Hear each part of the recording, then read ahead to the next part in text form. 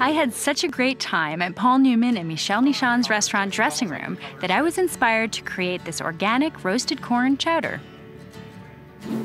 I have to admit, this is one of my favorite recipes. It's a roasted corn and tomato soup. And one thing Paul and I have in common is a deep love for corn. So one of the things I love about this recipe is it's very simple. It's got just a few ingredients, corn, also some tomatoes, just a little bit of sweet onion and oregano. That's about it. It's so nice. And the flavors get really beautifully layered because these cobs will go to good use. I'm gonna make a stock out of the cobs. So you get that really deep corn flavor. Roasting vegetables, and even in this case corn cobs, brings out a sweetness of the flavor. It's a low, slow heat of the roasting that really allows all those natural sugars to emerge. And to seal in the flavor a little bit, I will be adding just a little bit of olive oil to the cobs. And these are just gonna go right in the oven at about 350 degrees. Now I'm going to take these beautiful corn kernels and take a little bit of onion to toss them. Together, those two will roast up and become lovely and sweet and a great part of the body of this soup. So a little bit of olive oil will seal in all the flavor, and just a touch of sea salt and a little bit of fresh pepper cracked.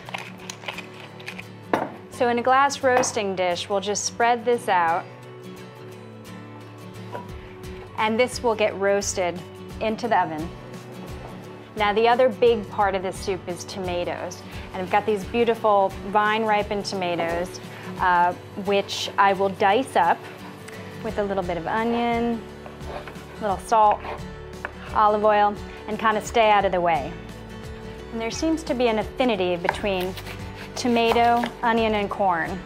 So we're gonna match and marry these beautifully today. So I'd say about a tablespoon and a half of olive oil.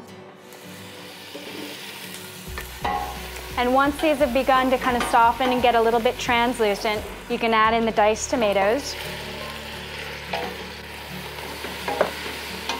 So I picked some of this gorgeous stick oregano out of my garden. I do recommend fresh herbs whenever possible because their flavor is just so much more robust. So I'm ready to get the stock going from the corn cobs,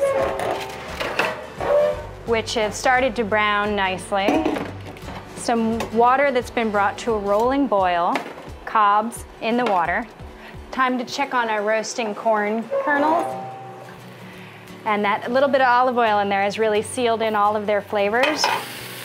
So adding this to our cooking down tomatoes and onions, just mix those together, and this is a marriage made in heaven.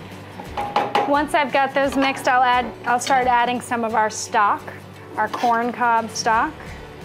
This is a recipe that just is in love with farmers markets, where corn and tomatoes are fresh and sweet. Now I'm gonna just blend this soup part way, so we're gonna get a great kind of chowdery consistency, but we'll still see some of the whole corn kernels. It is gonna be absolutely delicious.